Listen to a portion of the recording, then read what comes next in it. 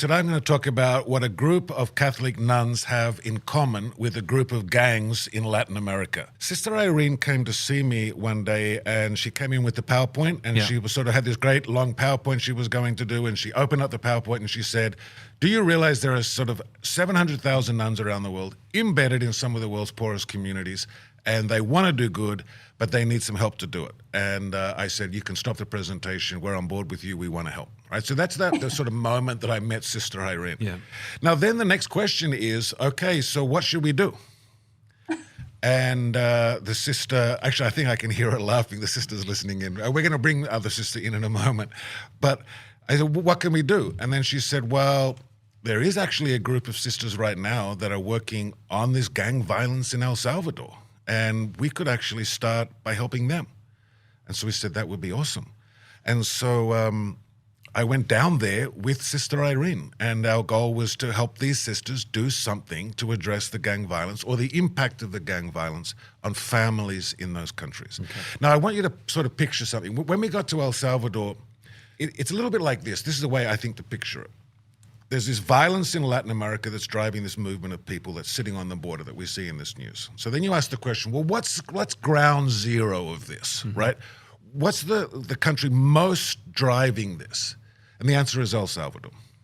Now, then when you get to El Salvador and you say, is there a part of El Salvador that's like ground zero of the sort of gang violence in El Salvador? Then the answer is yes, it's San Salvador, the capital city.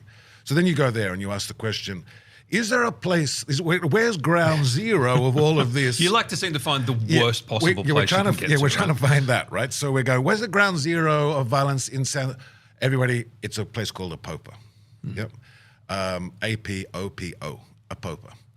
And then we ask the question, is there in Apopa, like the worst neighborhood in San Salvador, worst place in El Salvador, is there the worst? Yes. There's actually an intersection that's the worst. There's a set of corners. It's an intersection. It comes down to a street corner. It comes down to really specific. Really, that's great. They go, yes, because that's where the three biggest gangs have to meet. Because like the gangs have got to like hit each other at some point. Yeah. And they meet at this intersection in this place called Apopa. So it's like Latin America West Side Story. It's a little bit like that, yeah, where the Jets meet the, who's the other one?